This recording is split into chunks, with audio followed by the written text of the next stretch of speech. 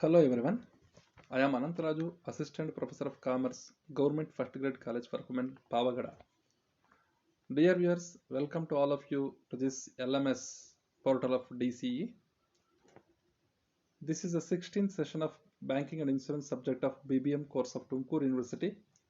In this session, we are going to study about two important concepts of banking such as IFSC and EFT. IFSC stands for Indian Financial System Code and EFT stands for Electronic Fund Transfer. ಭಾರತೀಯ ಹಣಕಾಸು ಪದ್ಧತಿ ಸಂಕೇತ ಮತ್ತು ವಿದ್ಯುನ್ಮಾನ ನಿಧಿ ವರ್ಗಾವಣೆ ಈ ಎರಡು ಒಂದು ಪರಿಕಲ್ಪನೆಗಳ ಬಗ್ಗೆ ಈ ಒಂದು ತರಗತಿಯಲ್ಲಿ ನಾವು ಅಭ್ಯಾಸ ಮಾಡೋಣ. So in this topic IFSC, Indian Financial System Code and EFT Electronic Fund Transfer, the meanings and what are the uses of these IFSC and EFT. Let us study one by one. Indian Financial System Code. First we have to study the meaning of IFSC and then where can you find IFSC. IFSC ನಾವು ಎಲ್ಲಿ ಗುರುತಿಸಬಹುದು, benefits of IFSC and then difference between the IFSC and MICR. What are the differences between the IFSC code and MICR code? And then meaning of EFT and then differences between the EFT and NEFT, NEFT ಇವುಗಳ ಬಗ್ಗೆ ನಾವು ಈ session ಅಲ್ಲಿ ತಿಳ್ಕೊಳ್ಳೋಣ. Okay, first meaning of IFSC, Indian Financial System Code. IFSC stands for Indian Financial System Code. IFSC stands for Indian Financial System Code. IFSC is an 11-digit alphanumeric code that uniquely identifies a bank branch participating in any RBI regulated funds transfer system. ಇಲ್ಲಿ IFSC ಅಂತಕ್ಕಂಥದ್ದು ಭಾರತೀಯ ಹಣಕಾಸು ಪದ್ಧತಿಯ ಸಂಕೇತ, ಒಂದು ಸಂಕೇತ ಸಂಖ್ಯೆ ಇದು. So it is this is 11-digit alphanumeric code. Alphanumeric code ಬರೀ ನ್ಯೂಮರಿಕ್ ಇರಲ್ಲ ಮತ್ತು ಆಲ್ಫಾಬೆಟ್ ಇರಲ್ಲ, ಆಲ್ಫಾನ್ಯೂಮರಿಕ್ ಕೋಡ್ ಇರುತ್ತೆ. That uniquely identify bank branch, ಯಾವುದೇ ಒಂದು ಬ್ಯಾಂಕಿನ ಒಂದು ಶಾಖೆಯನ್ನ ಬ್ರಾಂಚ್ನ ಐಡೆಂಟಿಫೈ ಮಾಡುವ ಒಂದು ಸಲುವಾಗಿ ಈ ಒಂದು ಕೋಡ್ ಇರುತ್ತೆ. ಪ್ರತಿಯೊಂದು ಬ್ಯಾಂಕಿನ ಒಂದು ಬ್ರಾಂಚ್ಗೂ ಸಮೇತ IFSC ಕೋಡ್ ಸಪ್ರೇಟ್ ಆಗಿರುತ್ತೆ. RBI regulated funds transfer system ಅಲ್ಲಿ ಸೊ ಪಾರ್ಟಿಸಿಪೇಟ್ ಮಾಡ್ತಕ್ಕಂತಹ ಯಾವುದೇ ಬ್ಯಾಂಕಿನ ಬ್ರಾಂಚ್ನ ಒಂದು ಗುರುತಿಸುವಿಕೆಗೋಸ್ಕರ ನೀವು IFSC ಕೋಡನ್ನ ಬಳಸ್ತೀವಿ. So IFSC code is 11-digit alphanumeric code, whereas in case of MICR is a 9-digit unique code that identifies bank and bank branch in the ECS for transfer of funds via check.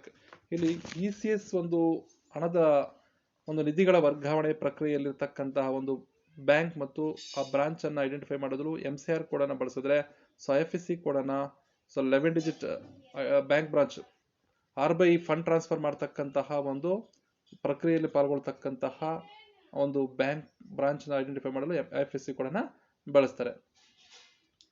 IFSC code is used by electronic payment system applications such as real time gross settlement, NEFT and centralized funds management system. ಇಲ್ಲಿ ಮುಖ್ಯವಾಗಿ ಗಮನಿಸಬೇಕಾಗಿರೋದು funds transfer systems ಇದಾವೆ, funds transfer electronic payment systems ಇದಾವೆ. ಆ system NEFT ಆಗಿರ್ಬೋದು, RTGS ಆಗಿರ್ಬೋದು ಅಥವಾ CFMS ಆಗಿರ್ಬೋದು.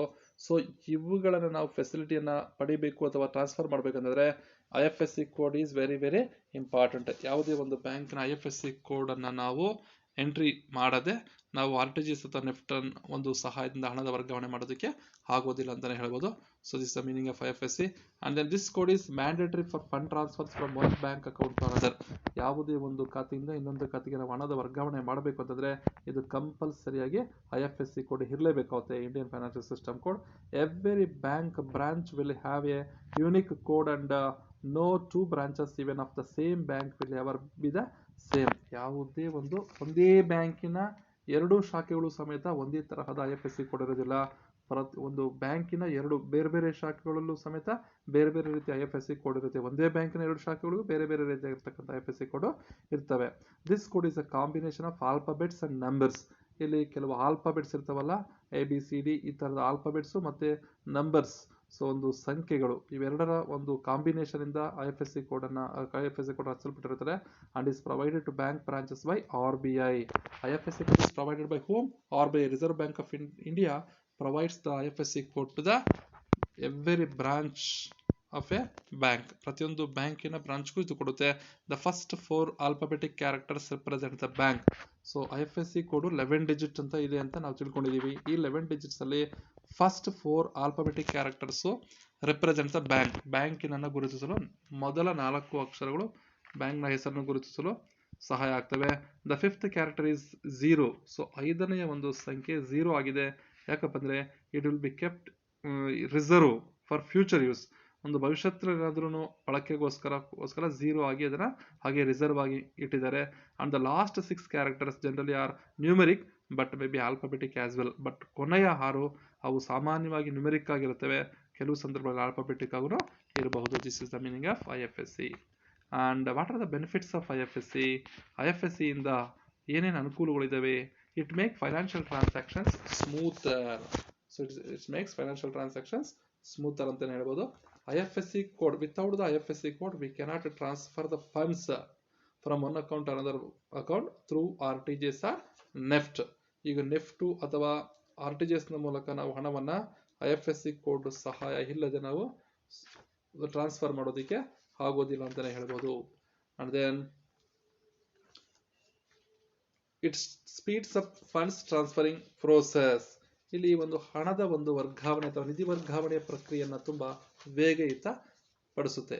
So by way of identifying the financial institution or the bank which involves in the process of fund transfer, it speed up the funds transferring process ಅಂತಾನೆ ಹೇಳ್ಬೋದು. And then it curbs potential frauds. ಇಲ್ಲಿ ಕೆಲವು ವಂಚನೆಗಳನ್ನ ಉದ್ಭವಿಸಬಹುದಂತ ವಂಚನೆಗಳನ್ನ ತಡೆಗಟ್ಟುತ್ತೆ. So ನಿರ್ದಿಷ್ಟ ಬ್ಯಾಂಕಿಗೆ ಒಂದು ನಿರ್ದಿಷ್ಟವಾಗಿರತಕ್ಕಂತಹ ಒಂದು IFSC code ಇರೋದ್ರಿಂದ ಯಾವುದೇ ಒಂದು ಬ್ಯಾಂಕಿನ ಹಣ ಇನ್ನೊಂದು ಬ್ಯಾಂಕ್ಗೆ ಹೋಗ್ತಕ್ಕಂತಹ ಸಂಭವ ಇರೋದೇ ಇಲ್ಲ. ಆದ್ರಿಂದ ಇಟ್ ಕರ್ಬ್ಸ್ ದ ಪೊಟೆನ್ಷಿಯಲ್ ಫ್ರಾಡ್ಸ್ ಅಂತಾನೆ ಹೇಳ್ಬೋದು. ಸೊ ಫ್ರಾಡ್ಸ್ ಆಗದ ರೀತಿಯಲ್ಲಿ ಇದು ಕರ್ಬ್ ಮಾಡುತ್ತೆ. With each bank and it's respective branches allotted a unique IFSC code, an extra layer of security is added to your transactions. Thanks to this code, every transaction gets a starting and an ending point. Hence, it simplifies fund tracking. So ಪ್ರತಿಯೊಂದು ವ್ಯವಹಾರಿಕ ವಹಿವಾಟು ತುಂಬಾ fraud ಇಲ್ಲದೆ ನಡೆಯೋಕ್ಕೋಸ್ಕರ IFSC code ತುಂಬಾ helpful ಆಗಿದೆ ಅಂತ ಹೇಳ್ಬೋದು. Next advantage or benefit from IFSC code, fund transfer made easier. ಈಗಾಗಲೇ ನಾವು ಗಮನಿಸಿದ್ವಿ, it speeds of the fund transferring process and also it make financial transaction smoother. Also fund transfer made easier. You can access your net banking account easily at any time, anywhere. IFSC ಕೋಡ್ನ ಸಹಾಯದಿಂದ ನೀವು net banking ಅನ್ನು ಸಮೇತ ಒಂದು ಫೆಸಿಲಿಟಿಯನ್ನ ಎಲ್ಲಿಯೇ ಆಗಲಿ ಯಾವುದೇ ಸಮಯದಲ್ಲಿ ನೀವು ಬಳಸ್ಕೋಬಹುದು. And after that online banking made possible. So online banking ನಾವು ಇದು ಪಾಸಿಬಲ್ ಮಾಡಿದೆ. Paying bills, paying for an order or be recharging your phone or transferring funds online is possible because of IFSC code. Because of the IFSC code, the transactions such as payment of bills and payment for an order, that is demand draft or order, or be it recharging your phone, that is for recharging your phone, and also transferring funds from online. These transactions are very easier or helpful by way of IFSC code. Fund transfer made easier. And then online banking made possible.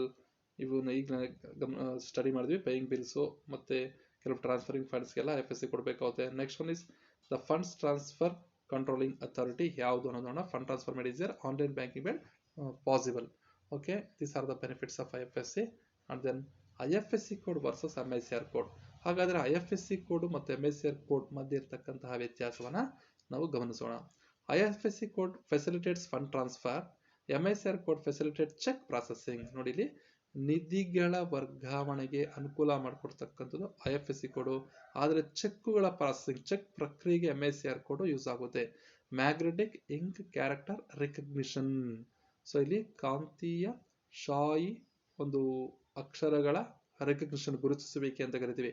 ಇಲ್ಲಿ ಚೆಕ್ನ fraud ಚೆಕ್ಗಳನ್ನ ನಾವು ತಡೆಗಟ್ಟಲು, ಅವಳಿಯನ್ನು ತಡೆಗಟ್ಟಲು ಈ MICR ಟೆಕ್ನಾಲಜಿಯನ್ನು ನಾವು ಬಳಸ್ತಾ ಇದ್ದೀವಿ. ಜೆನ್ಯೂನಿಟಿಯನ್ನ ನಾವು ಅದರ ಅಕ್ಯುರೇಸಿಯನ್ನು ಅಥವಾ ಜೆನ್ಯೂನಿಟಿಯನ್ನು ವೆರಿಫಿಕೇಶನ್ ಮಾಡೋದಕ್ಕೋಸ್ಕರ MICR ಅನ್ನು ಬಳಸ್ತೀವಿ. ಆದರೆ IFSC ಅನ್ನ ಫಂಡ್ಸ್ ಟ್ರಾನ್ಸ್ಫರ್ನ ಉದ್ದೇಶದಿಂದ ನಾವು ಇದನ್ನ ಬಳಸ್ತೀವಿ. Next one is IFSC is 11 digit alphanumeric code, but whereas in case of MICR is a 9 digit code ಅಂತ ಹೇಳ್ತೀವಿ. ನೆಕ್ಸ್ಟ್ ಒನ್ ಇಸ್ ಇದೊಂದು ವ್ಯತ್ಯಾಸ. IFSC code, the first 4 characters indicate the name of the bank. IFSC code ಅಲ್ಲಿ 11 digits, alpha numeric code ಅಲ್ಲಿ first 4 characters indicate the name of the bank. ಒಂದು ಬ್ಯಾಂಕಿನ ಹೆಸರನ್ನ ಹೇಳ್ತೇವೆ ನಮಗೆ first 4 characters of the IFSC code, whereas in case of MICR the first 3 digits represent the city code where the bank branch is located. But MICR code ನ first 3 digits bank ನ ಹೆಸರನ್ನು ಹೇಳೋದಿಲ್ಲ, ಅವು ಸಿಟಿ ಕೋಡ್ ಹೇಳ್ತೇವೆ. ಯಾವ ಒಂದು ಸಿಟಿಯಲ್ಲಿ ಒಂದು ಆ ಬ್ಯಾಂಕಿನ ಶಾಖೆ ಎಸ್ಟಾಬ್ಲಿಷ್ ಆಗಿದೆ, ಲೊಕೇಟ್ ಆಗಿದೆ ಅನ್ನೋದನ್ನ ನಮಗೆ MICR ಕೋಡ್ ನ ಫಸ್ಟ್ 3 ಡಿಜಿಟ್ಸ್ ಹೇಳ್ತೇವೆ. These are all the difference between the IFSC code and MICR code. Okay, let us know the meaning of EFT, electronic fund transfer. ವಿದ್ಯುನ್ಮಾನ ನಿಧಿ ವರ್ಗಾವಣೆ, ಇದರ ಒಂದು ಅರ್ಥ ಮತ್ತು ಉಪಯೋಗಗಳನ್ನು ನಾವು ತಿಳಿದುಕೊಳ್ಳೋಣ. EFT, electronic fund transfer. Meaning of EFT ಅರ್ಥವನ್ನು ತಿಳಿದುಕೊಳ್ಳೋಣ. EFT stands for electronic fund transfer system.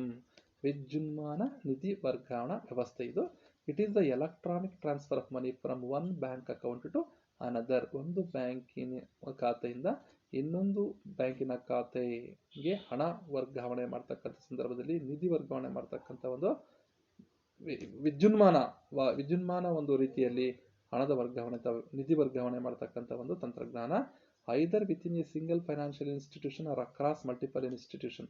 ಅಂದ್ರೆ ಒಂದು ಬ್ಯಾಂಕಿನ ಮಧ್ಯೆ, ಒಂದು ಬ್ರಾಂಚ್ ಮತ್ತು ಇನ್ನೊಂದು ಬ್ರಾಂಚಿನ ಮಧ್ಯೆ ನಡೀತಕ್ಕಂಥ ಹಣದ ವಹಿವಾಟುಗಳಿರಲಿ, ಅಥವಾ ಅಂತರ್ ಬ್ಯಾಂಕ್, ಒಂದು ಬ್ಯಾಂಕ್ ಮತ್ತು ಇನ್ನೊಂದು ಬ್ಯಾಂಕಿನ ಮಧ್ಯೆ ನಡೀತಕ್ಕಂಥ ವ್ಯವಹಾರಿಕ ವಹಿವಾಟುಗಳಲ್ಲಿ ಎಲೆಕ್ಟ್ರಾನಿಕ್ ಫಂಡ್ ಟ್ರಾನ್ಸ್ಫರ್ನ ಮಾಡಬಹುದು. Computer based systems without the direct intervention of the bank staff. ಬ್ಯಾಂಕ್ನ ಸಿಬ್ಬಂದಿಗಳ ಒಂದು ನೇರ ಹಸ್ತ ಇಲ್ಲದೆ, ಡೈರೆಕ್ಟ್ ಇಂಟರ್ವೆನ್ಷನ್ ಇಲ್ಲದೆ ವಿದ್ಯುನ್ಮಾನ ಎಲೆಕ್ಟ್ರಾನಿಕಲಿ ನಿಧಿಗಳು ವರ್ಗಾವಣೆ ಆಗ್ತಕ್ಕಂತಹ ವ್ಯವಸ್ಥೆ. ಇದನ್ನ ಎಲೆಕ್ಟ್ರಾನಿಕ್ ಫಂಡ್ ಟ್ರಾನ್ಸ್ಫರ್ ಅಂತ ಕರಿತೀವಿ. EFT or electronic fund transfer is a method to transfer money from one account to another. ಒಂದು ಖಾತೆಯಿಂದ ಇನ್ನೊಂದು ಖಾತೆಗೆ ಹಣದ ವರ್ಗಾವಣೆ, ನಿಧಿ ವರ್ಗಾವಣೆ ಮಾಡತಕ್ಕಂತಹ ಒಂದು ವ್ಯವಸ್ಥೆ ಅಂತಕ್ಕಂತ ಹೇಳುವುದು. It is transfer, it is A method, ಒಂದು ವಿಧಾನ. The two accounts among which the money is transferred can be different branches of a bank or they can be branches of two different banks. ಅಲ್ಲಿ ಒಂದು ಬ್ಯಾಂಕಿನ ಎರಡು ಶಾಖೆಗಳಿರ್ಬೋದು ಅಥವಾ ಬೇರೆ ಬೇರೆ ಬ್ಯಾಂಕ್ಗಳ ಒಂದು ಖಾತೆಗಳಿರ್ಬೋದು, ಹಣದ ವರ್ಗಾವಣೆ ಆಗುತ್ತೆ. The deal can be completed digitally with the help of a computerised system. ಒಂದು ಗಣಕೀಕೃತ ವಿಧಾನದ, ಗಣಕೀಕೃತ ವ್ಯವಸ್ಥೆಯ ಮೂಲಕ ಈ ವ್ಯಾವಹಾರಿಕ ವಹಿವಾಟುಗಳು ಡಿಜಿಟಲಿ ಕಂಪ್ಲೀಟೆಡ್, ಸೊ ಕಂಪ್ಲೀಟ್ ಆಗಿಬಿಡ್ತವೆ. EFT transactions are nothing but electronic banking. ಇವು ಎಲೆಕ್ಟ್ರಾನಿಕ್ ಬ್ಯಾಂಕಿಂಗ್, ವಿದ್ಯುನ್ಮಾನ ಬ್ಯಾಂಕಿಂಗ್ ಅಂತಾನೆ ಹೇಳ್ಬೋದು EFT ನ. In this mode of banking all the transactions are accomplished by electronic means. ಎಲ್ಲ ಒಂದು ಟ್ರಾನ್ಸಾಕ್ಷನ್ಸ್ಗಳು ಸಮೇತ ಸೊ ವಿದ್ಯುನ್ಮಾನ ಒಂದು ಮಾದರಿ, ವಿದ್ಯುನ್ಮಾನ ಒಂದು ಮೂಲಕನೇ ಆಗ್ತವೆ. And usage of direct cash or paper cheques are out of the question. ನಾವು ಪೇಪರ್ ರೂಪದಲ್ಲಿ ಅಥವಾ usage of direct cash, so hard cash ಅನ್ನು, ನಗದನ್ನು ನಾವು ಇಲ್ಲಿ ಬಳಸೋದಿಲ್ಲ. ವಿದ್ಯುನ್ಮಾನ ಮಾದರಿಯಲ್ಲಿ ನಿಧಿಗಳ ವರ್ಗಾವಣೆ ಆಗುತ್ತೆ. Next, this term EFT can mean A lot of things. EFT ಅಂತಕ್ಕಂಥದ್ದು ನಾವು ಹಲವಾರು ಒಂದು ರೀತಿಯಲ್ಲಿ ಅರ್ಥ ಮಾಡ್ಕೋಬಹುದು. ಇಲ್ಲಿ EFT ಆಸ್ RBI EFT ಅಂತ ಹೇಳ್ಬೋದು.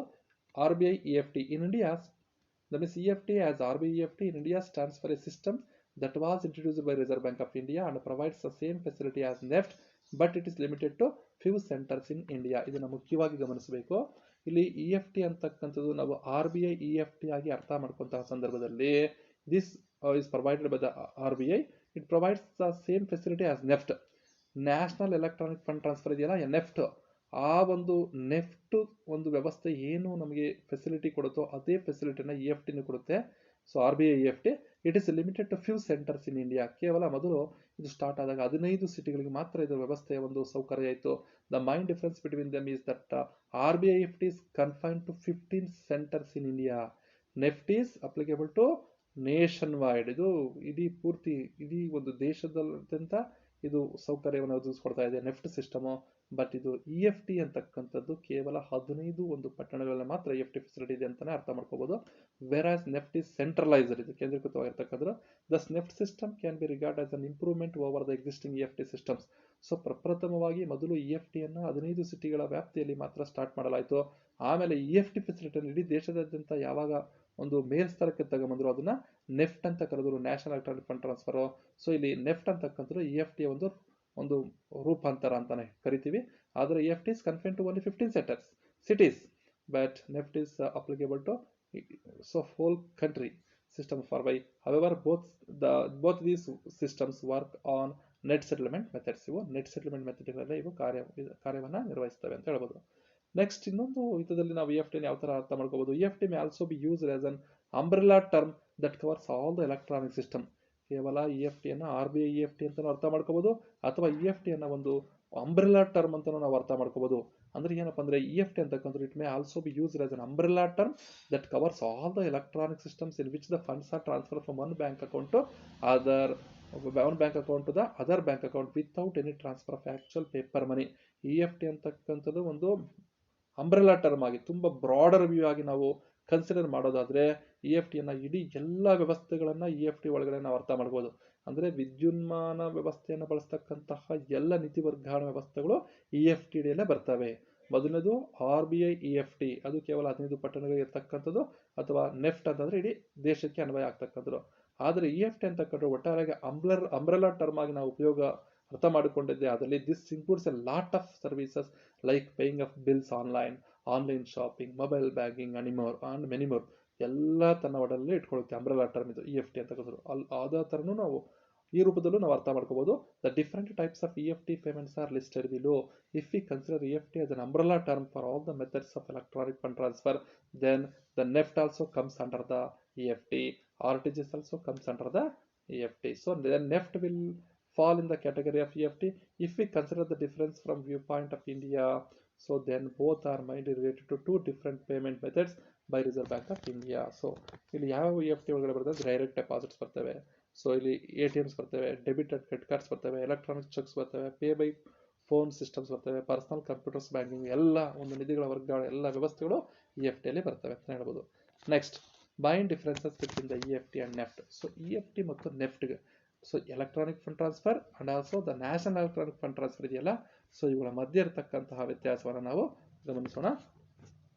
The main difference between the EFT and NEFT is when EFT is applicable for both the domestic and international transferring of funds, whereas NEFT is valid only within India. EFT ಅಂತಕ್ಕಂಥದ್ದು both applicable for domestic ಮತ್ತು international transferring of funds apply ಆಗುತ್ತೆ EFT.